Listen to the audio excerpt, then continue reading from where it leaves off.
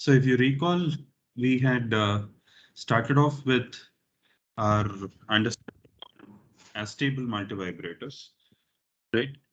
We talked about it in the last class, and we saw how for an Astable multivibrator, we start off with the bistable multivibrator, but then we put an RC feedback network uh, in the negative feedback path, right?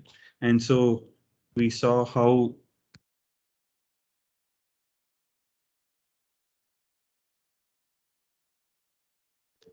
this forms an inverting stable multivibrator.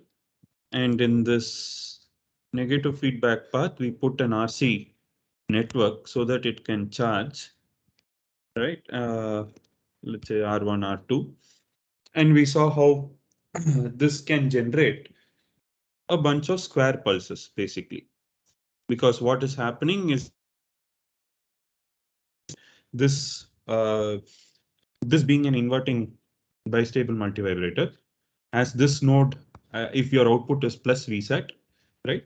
The capacitor starts to charge towards plus Vset, right? And therefore we can say that in the charge up phase,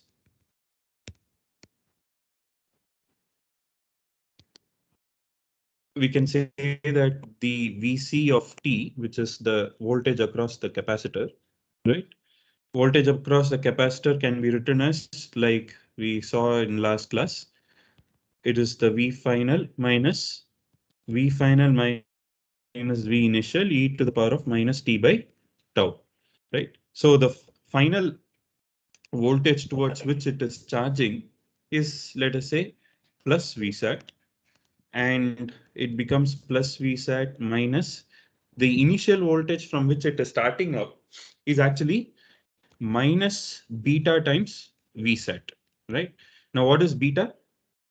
Beta is basically nothing but this R1 divided by R1 plus R2 times Vset, right? Sorry, beta is basically R1 by R1 plus R2. So basically this capacitor is charging up from, let us say, minus beta times Vset. It is going to charge up. Actually, it would have charged up all the way till plus Vset. But what will happen is once it reaches plus beta Vset, right? What will happen to the op-amp's output? It becomes, it flips its sign, and therefore it starts to discharge. And this discharge would have gone all the way down to minus Vset. But before that, when it reaches minus beta times Vset itself, the polarity is going to flip and you have the charge up again, right? So in the charge up phase, the initial voltage was minus beta Vset. The final voltage to which it is expected to charge up was plus Vset. But before that, you have this, tripping of your bistable multivibrator happening, right? So this is into minus e to the power of minus t by tau. So we are interested in basically this time period, right? What is the time, let's call it as T1, that it takes to charge from minus beta times Vset to plus beta times Vset, because we know that by the time it reaches plus beta times Vset, the output is basically going to flip, right? So what is that thing? So let us substitute here. So this becomes plus beta times Vsat is equal to Vsat minus Vsat. Here it becomes plus beta Vsat e to the power of minus, let's call it T1 divided by tau. Now what is T1? So let us rearrange. So we have Vsat into 1 plus beta. On the left hand side, we get Vsat into 1 plus beta into e power minus T1 by tau, right? And now what will we get here? So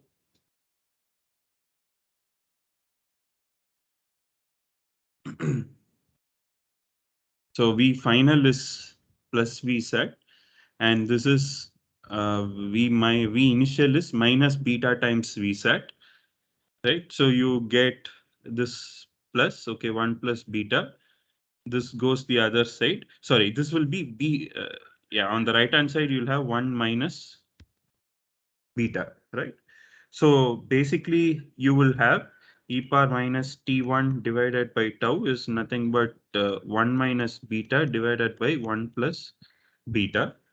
And if you take the natural logarithm, you'll have minus t1 by tau is given by, uh, or rather, you can basically say instead of minus t1 by tau, let's take t1 by tau is equal to 1 plus beta divided by 1 minus beta. Or in other words, T1 is nothing but tau times 1 plus beta divided by 1 minus beta. Sir, What's log the of. log of that? Yeah, sorry, the natural log of this whole thing, right? Yeah. So now the same way we can also calculate what happens in the discharge phase, right? So in the discharge phase, let's say this time period is T2, right? And to calculate what happens in the discharge phase,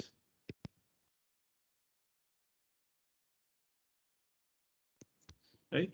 So Vc of t is again, V final minus V initial e power minus t by tau.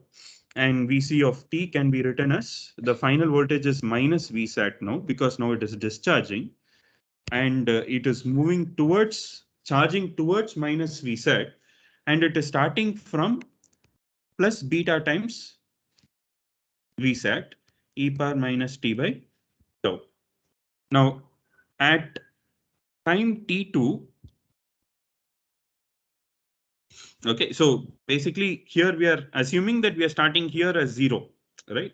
So at 0, we are saying that it is starting from plus beta V set and we are calculating the thing. It's anyway, the time scale is always like, flexible for us. And that is how we calculate, right?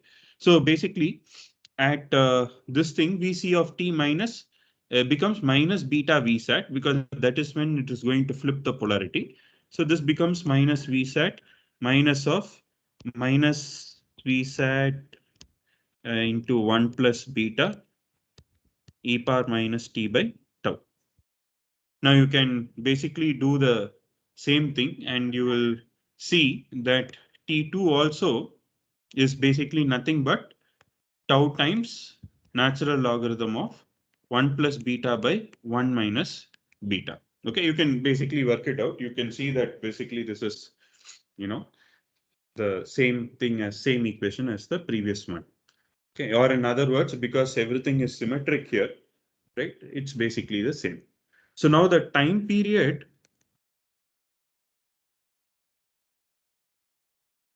of the square wave. Now, what is the time period of the square wave? It is T1 plus T2, and it can be written as what? 2 times tau natural logarithm of 1 plus beta divided by 1 minus beta. All right. So if you see in this one, the the output will basically look something like this, right?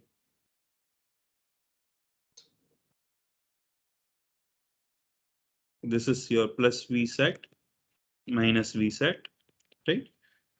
And this whole thing operates because your capacitor is charging between plus or minus beta times V set. All right. So any doubts, any questions? Sir, Yeah. sir, why is there a flat line? Won't there be like some slope, like a slew rate thing kind of thing? In the blue curve that I drew, Yes, sir. yeah, it will have a slope. It will have a little bit of slope, but uh, the slope probably the slope is most likely to be much smaller than the time period that we are talking about. Okay. For example, excuse me, if let us say your slew rate, what was a typical slew rate? Let us say 25 volt per microsecond, something like this. If this was your slew rate, right? So let us say for reaching, so let us take some, let's take a little easier number. Let's say 15 volt per microsecond. All right. So if you assume your plus VSAT is, if plus VSAT is 15 plus 15 volt minus VSAT is, let us say, minus 15 volt, right? So the rise time, let's call it TR, the rise time of your thing will be how many microseconds? 2 microseconds, right? Now here, this 15 volt per microsecond is actually a very poor slew rate. Actually, most of the op amp will have better slew rate than this. Even 741, I think, is around 725 or something like that. But I just took this example. Now, let us say you're generating a square wave of, let's say, frequency some 5 kilohertz, right? What is your time period here? 1/5 of uh, 1/5 of a millisecond, which is 200 microseconds. Okay. So when you are talking about this is 100 microsecond. This is 100 microsecond, right? And this rise time is basically only 2 microsecond, and this is 2 microsecond. Okay? So for all practical purposes, you can consider it to be almost like a straight line. All right. But in practice, what you're saying is very true. Like you will definitely have a slope. Is it clear? Yes, sir.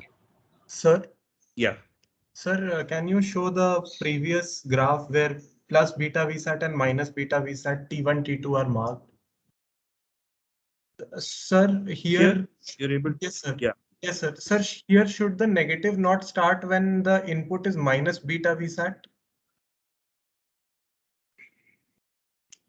Sorry. Sir, the blue line, the blue curve, when it is reaching Yeah, it minus should be VSAT. like this. Yes, yes, yes, yes. Something like this. Yes. This is how it will be. Yeah. No, sir, like when the red one is reaching minus beta VSAT, then this blue one should go to negative VSAT. Sir, why is it going like this? Okay. Let's just think about it. See, when your output is plus VSAT, that's when your capacitor will start charging up, right? Yes, sir. Okay. And when your output is minus VSAT, that's when it will discharge. So it is right, correct? Yes, sir. Yes, sir. Yeah. Thank you, sir. Yeah. Okay. So good. So this is what is called as an astable multivibrator, and it is a basically you can generate square wave pulses. And the reason it is called as an astable multivibrator is because it has two states, both of which are astable or astable. That is, it is not stable in either of the two states. In contrast, if you look at a bistable multivibrator, okay, let me probably write it here. If you say bistable multivibrator, basically this circuit has got two stable states, right? What are the two stable states? It's either plus VSAT or it is minus VSAT, right? So you can have an inverting bistable multivibrator or a non-inverting bistable multivibrator. So as long as it goes below the VTL or VTH, as the case may be, it will go and sit there in the plus VSAT or minus VSAT indefinitely. In fact, it is even considered to be what is called as a memory element. Okay. That is, if you write a certain voltage and you leave it, it will just be there. Okay. Only when you change the input, it is going to change its state. But whereas if you talk about an astable multivibrator, now what happens is that it has no stable states. Basically, in this circuit, if you just power on the circuit, it will not sit in one particular state at all, right? It goes to plus VSAT and minus VSAT. It's not stable in both the states. That's why it gets its name as Astable multivibrator. We'll also see what is called as a monostable multivibrator. And as the name suggests, for the sake of completion, let me write it here. Now, there is also what is called as a monostable multivibrator, where it has one stable state and one astable state. Okay, so what does it mean? How it works? We will see subsequently. But before we go into that, I want to first talk about, maybe stop a little here about multivibrators, and instead I want to look at what is called as triangle wave generation.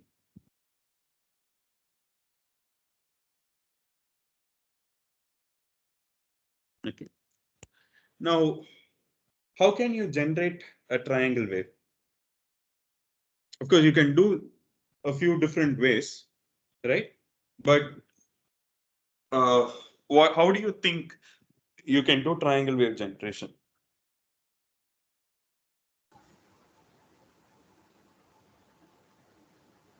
So if our op-amp has a large value of slew rate, then I think at the period of the time it will rise to go plus VSAT and minus VSAT. We can generate it from the previous circuit also. Okay, so that is like if you are forcing your op-amp to have a very poor rise time. Now, suppose you don't have that kind of a luxury. Sir? Yeah. Maybe by integrating a constant. Correct. We can do it by integration, basically, right? So how can you? So basically, you can do it by integration. So if you take a square wave and you integrate it, you will basically end up getting triangle wave, right? So a triangle wave can be generated in multiple ways. So you can take a square wave generator.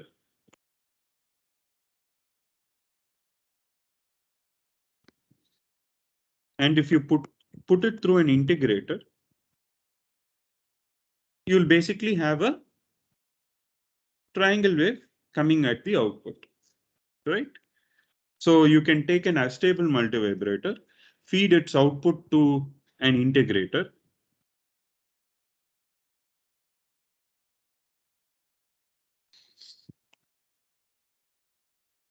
Okay, you can, of course, add another resistor here as well, which is sufficiently large such that it still operates as an integrator for the frequency in which you are interested in. So this is a negative integrator.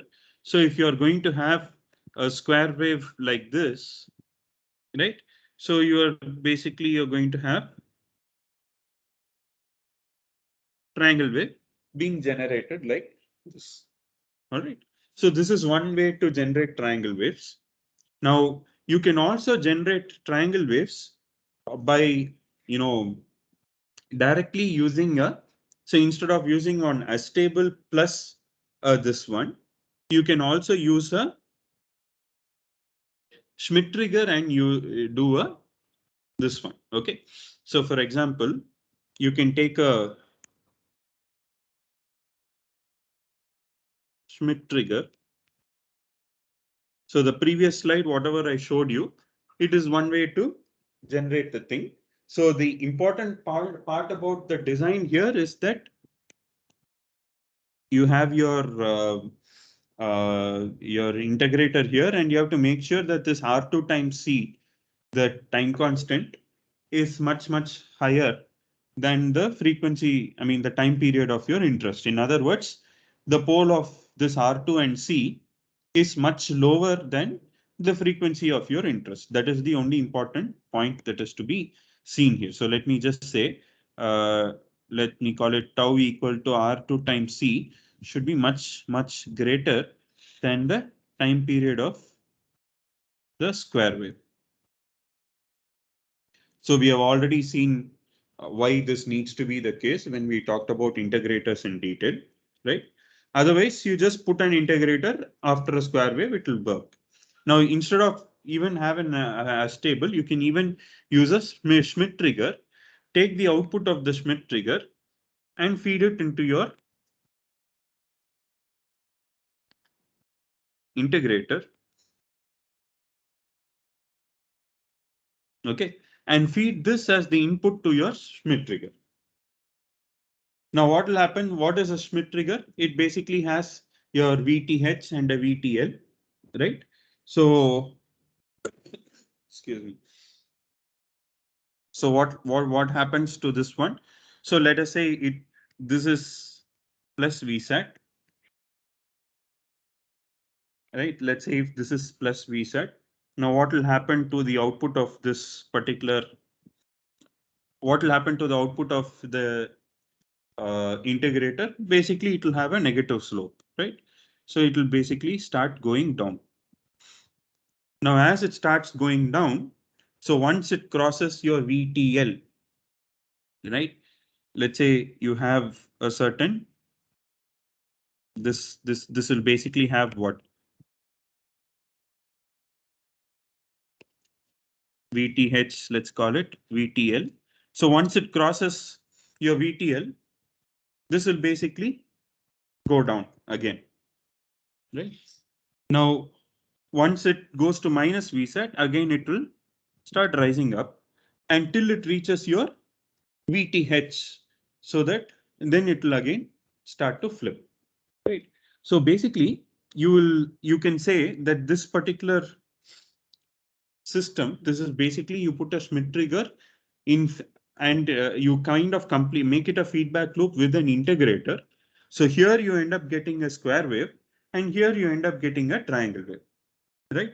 So in other words, this one circuit, so here you get triangle output, and here you have a square output. All right.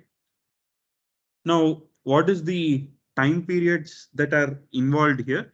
So first of all, what is the slope of this? What is the slope of this particular thing?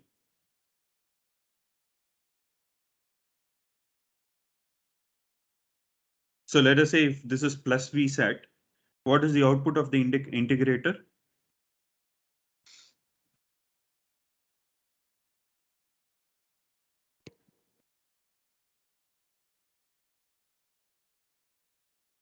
Basically, it converts to current, right? So it is plus VSAT divided by R is the current. So integral of I dt 1 over C. It's basically your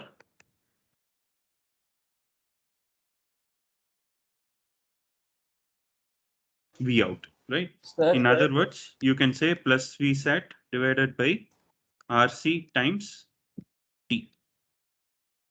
Right? so it will be shifted also, no? Because there will be some constant. Why will there be constant? Okay, you are talking about the zero.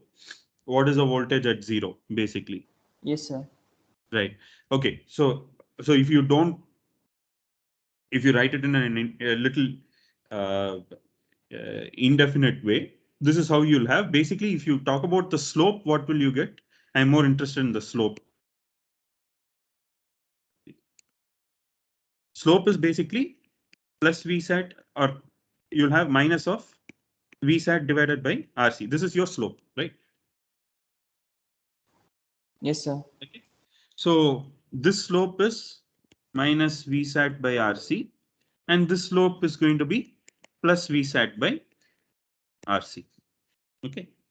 So now, if this is the slopes that we are talking about, so it all depends on whether, how much time, let's say this is your VTH, this is your VTL, right? So how much time does it take to traverse from VTH to VTL? So that is nothing but what? VTH minus VTL. Okay. This divided by the time, let's say it's taking time T1, is nothing but the slope of VSAT divided by RC.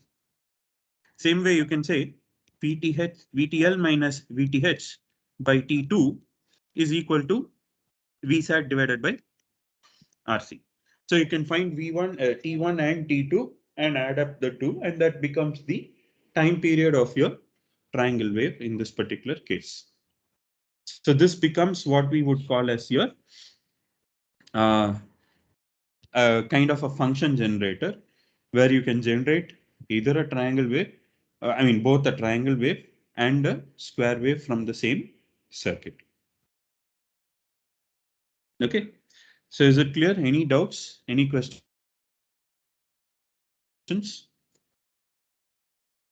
All right. Okay. So, we still have time, right? Okay. So this is what is called as this is how you can generate triangle wave. You can also generate triangle wave by directly putting it through, taking a Astable, putting it through a integrator. All right. So now let us look at what is called as the monostable multivibrator.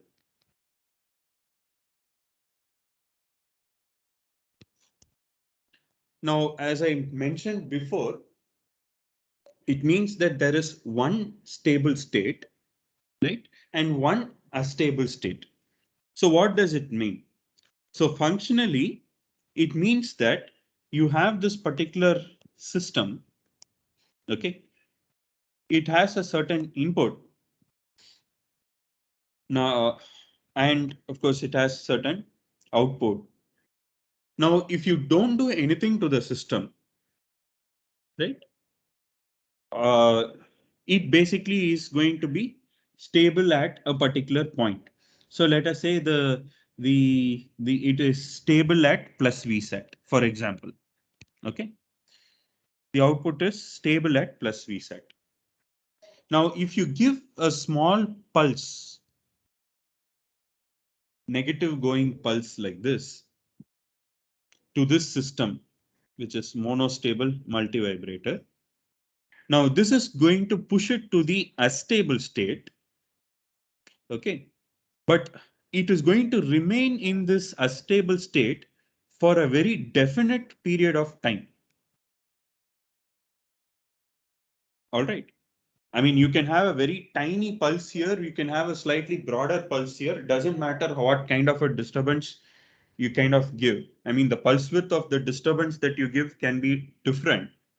But no matter what is that pulse width of disturbance that you give to the system, this system will spend a definite amount of time which you can calculate and design for. And in this case, I have called it as T, and it spends that amount of time T in the astable state. In this particular example, I've taken, let us say, minus VSAT as my astable state. And it is astable because it cannot continue there indefinitely. It will be there for a fixed amount of time, which you would design the circuit for. And then it will come back automatically to the stable state, which is plus VSAT.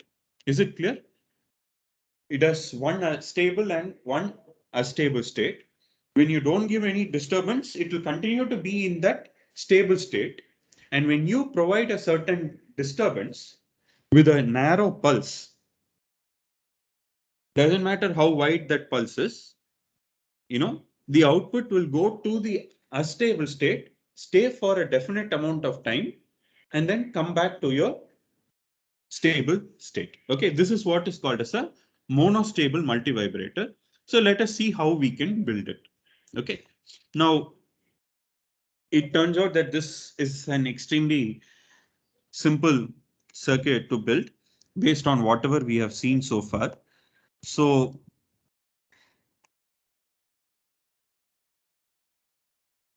all right, so first let us start off with a astable state.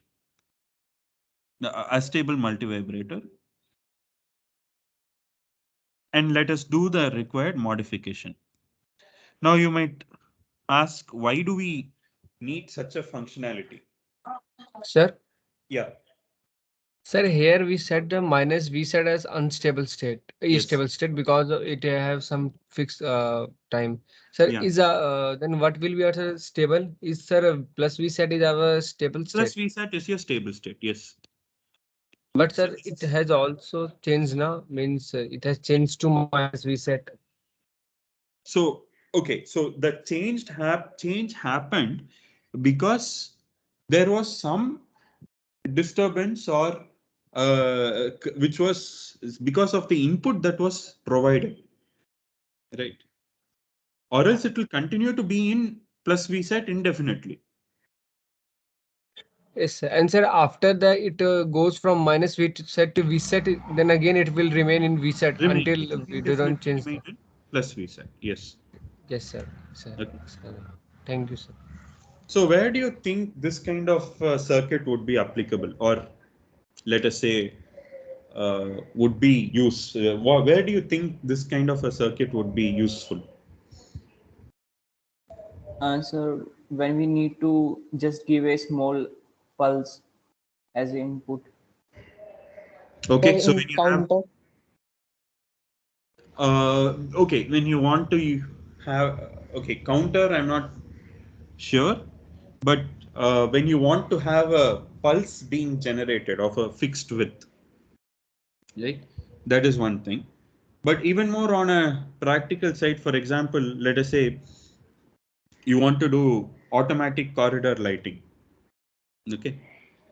So let us say you have a sensor at, let's say, the beginning of the corridor. All right. So when it detects a person there, you know, that person might cross that point in a matter of few, what is it, milliseconds or something, right? But then the circuit, I mean, the light has to be on for, let us say, a certain number of seconds, right? So that is an application where you can use a monostable multivibrator, right? So for example, let's say you want, like, if you detect a person in at the beginning of the corridor, you want to keep the light on for, let us say, 10 seconds or 15 seconds, so that that is an approximate time by in which, you know, he will cross that entire corridor, and then you want to turn off the lights. So this is a classic example of how you can, you know, use a monostable multivibrator. All right. So like that. So there are applications like that where you can use these particular circuits. Okay. All right. So let us look at, yeah. So in airports, the gate that is made where we the security gates, Okay. so they open for only certain period of time. So there also we can use this. Exactly. Correct. There also you can use, like, when you detect something, you know, there's a fixed period of time for which you want a certain activity to happen, and then you want it to, let's say, you know, close or turn off or something like that. Okay.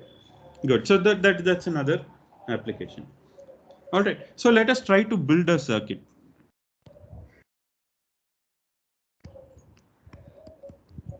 Now here, okay, let's call this as R2 and R1. Now this is some astable multivibrator. So one thing is we have to make sure that one of the states is a stable state. So in order to do that, we have to kind of control the value of this capacitor. So if I put a diode called D1 like this, what will happen? This diode is not going to allow the capacitor to charge beyond 0.7, right? So in other words, if it is charging up, let us say we saw the charge up cycle. So before it reaches, I mean, it is supposed to go up to plus VSAT. Let's say this is your plus beta times VSAT. But before that itself, what are you doing? around 0 volt, it will get clamped, right? Basically, it will get clamped to plus 0.7 volt itself. That is, V out will continue to be in plus V set. It will not go and trip the state because you are controlling the value of the capacitor. Whereas on the other side, it will allow it to go and charge up to minus beta times V set, right? So the full charging process happens on the negative side, but on the positive side, it is going to get controlled to, let's say, the diode voltage here. We call this as plus VD, right? Up to plus VD, it will charge and that's it. And it will definitely be lower than your beta times V set, and therefore the output will have a stable state of beta times. I mean, it will have a stable state of plus V set. So now we need to provide the input, right? So in order to provide the input, we have an arrangement. So usually the input may not be even be a full pulse. Okay, so it may even be just a downward going transition. Let's say we just have a downward going transition. So from this we need to extract a pulse.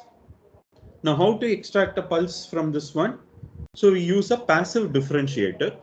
What is a passive differentiator? It is a high pass filter, right? This is a RC network which is connected like this. Now when you connect an RC network like this, what will be the output here?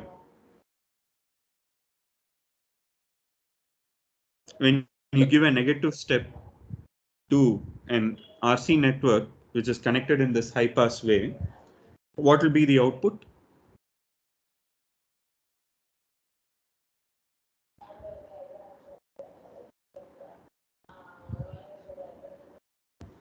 Basically, the capacitor would have been charged. It cannot immediately discharge. So basically, it will go down like this, and then you will charge up like this, right? Yes, sir. Basically, it's a differentiator circuit, right? If you write the time domain expression, it will be a different differentiation expression. And to be more precise, what will happen is this entire voltage across the capacitor will go down. I mean, the voltage across the capacitor will not change.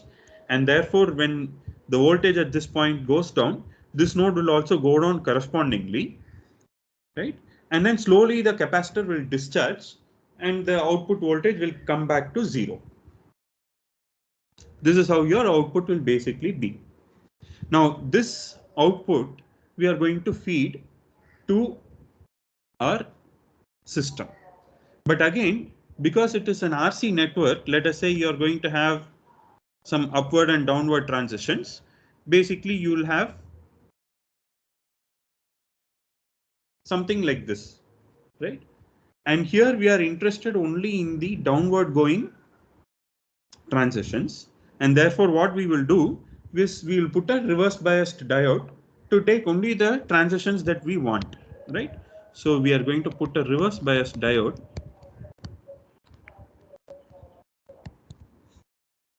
all right, such that it will give you only the negative transitions. And this is connected to this particular point. So let's call this as V in. Basically, what we are doing is, as we mentioned, no, as we were talking about, let us say it is a sensor output, right, or whatever it is. Like it is a level transition that happens.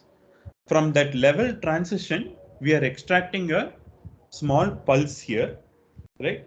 We are bringing a pulse by, we are making that level transition into a pulse, right? Why do we need a pulse? Because you want it to just bring it down and go up, that's it.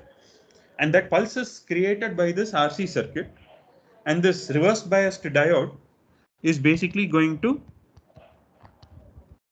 let's call it D2, is going to make sure that you take only the negative going pulses and not the positive going pulses, right? And that is fed to this particular circuit. So now how does it operate? Under normal circumstances, V out is basically equal to plus V set, right? Now, once, let us say this negative going transition comes to the input, there is a small pulse which is generated. Now, before this pulse gets generated, what will be the value here? The voltage at, what is the voltage at this negative terminal? 0.7.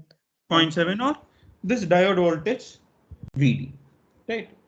So VD1 is basically the voltage that you basically have. And then what happens here is that you have this sharp negative going pulse here, right? So when this pulse happens, this node, this particular node, right?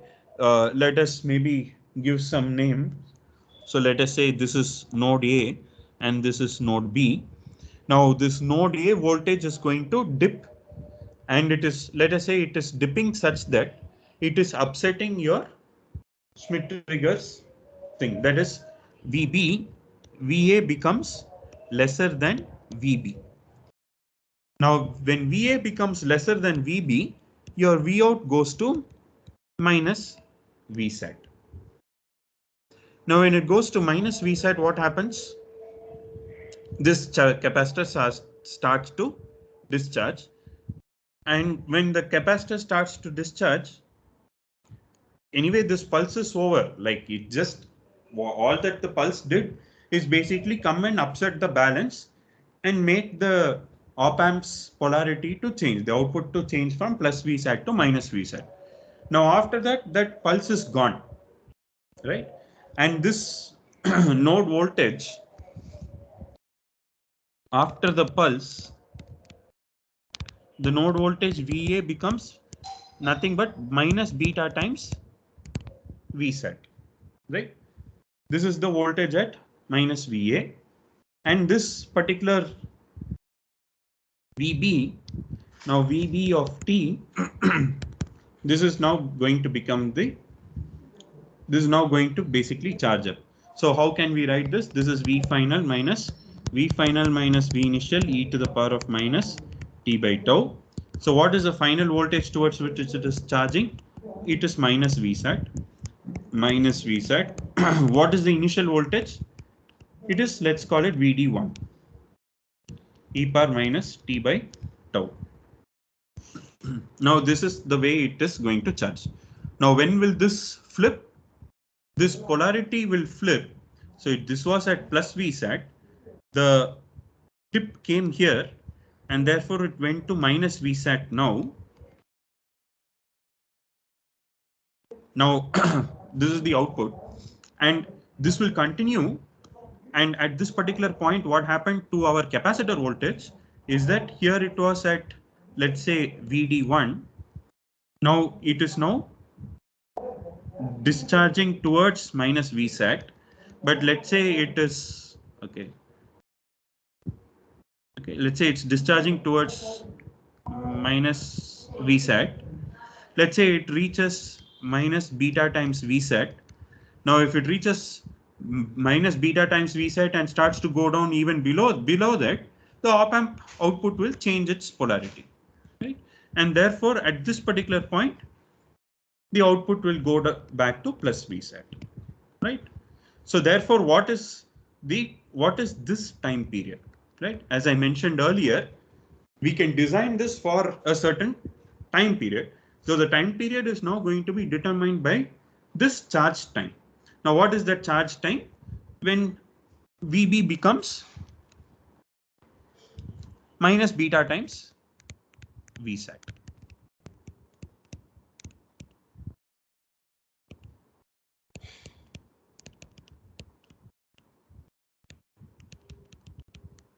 This becomes e power minus capital T by tau. All right. So now we are interested in finding out what is this capital T.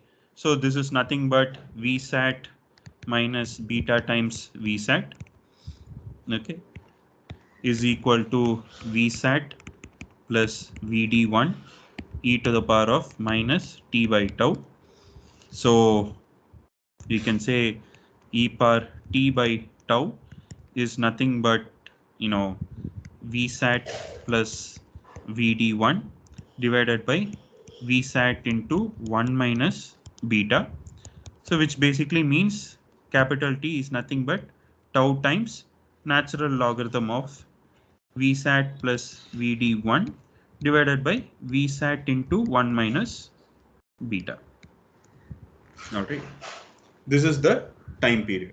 So when you know what is Vsat Vd1 and you design for a certain beta, you can basically design, of course, tau is basically RC. So you also, with this, you can basically design what is the time that you need your monostable multivibrator to be in the astable state. Okay. So any doubts, any questions? All right. Okay, so with this, we conclude our discussion on all the three types of multivibrators and the triangle wave generation. So if possible, maybe we can just look at sawtooth generation, which is just a small modification over triangle wave generation. And then we will move over to the other topics from tomorrow. In fact, now all these three things, the stable, monostable and bistable. So as you can see here, we are basically playing around with the time, right? So there are what are called as timer ICs. Okay, one of the popular timer ICs is NE555, more popularly called as the 555 timer IC. So in tomorrow's class, we will see how you can use a timer IC to generate all these three functionality. Right, using a 555 timer IC, we'll see what is there inside that IC and how you can use that to make it operate as a bistable or a monostable or a astable multivibrator. Okay. All right. So with this, I'll conclude today's class. So let me just check my schedule and let you know how we can, schedule some extra classes. All right. So thanks everyone. Have a nice day.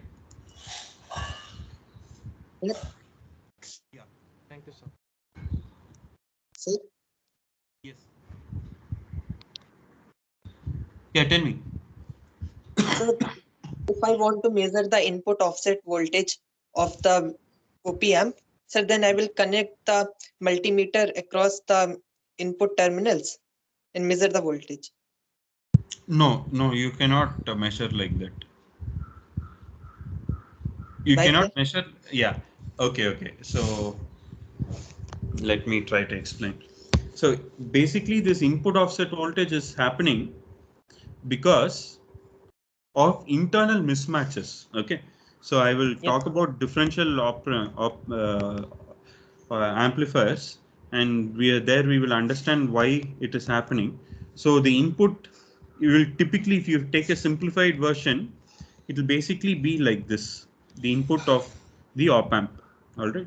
I mean, it can be a PNP pair or an NPN pair or sometimes both together. Okay, just a minute.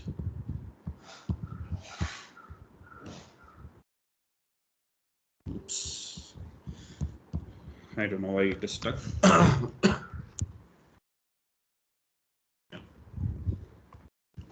Okay, so the input, this is how the input would be for an op amp. Okay, either a PNP pair or an NPN pair. Now these two transistors will have some kind of mismatch. All right. So Yes, we sir. model it as a what shall I say? Input referred voltage. Okay, but there is no voltage source sitting like that. It is only a model. Okay. Yes, Now, sir. one way to measure the offset is basically to put it in unity gain feedback and kind of ground this op amp and then measure what is your V out. Okay. So Yes, if sir. there was no offset, it should basically be 0. But because of the presence of offset, you will have a small voltage here. This is one way to measure your offset voltage. Okay. But otherwise, you cannot directly put a multimeter between these 2 points and measure. You cannot do that. That this unity feedback and measuring with the multimeter both are same. Uh, Why do you think? No, now suppose you take an op amp and you don't put it in unity gain feedback. If you just put Yes, sir. two terminals here and measure, how do you think you'll get offset voltage here? Sir, if plus terminal is at a higher voltage than minus terminal, that should be the offset.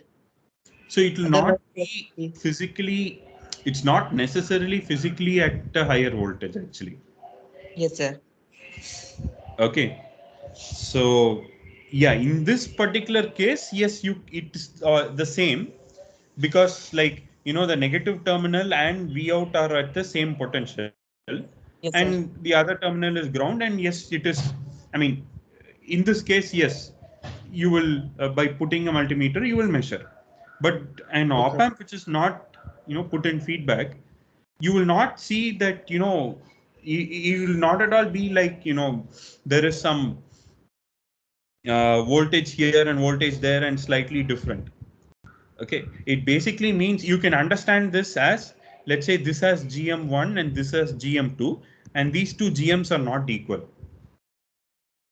All right, and let us say you have some kind of a load here, these loads are not equal, so this will result in a certain mismatch, and that is the origin of offset voltage. Okay, this voltage source that we put in series is basically a model, and the way to measure it is basically the circuit that I gave you here. Put it in unity gain feedback, ground the positive terminal, and measure the output.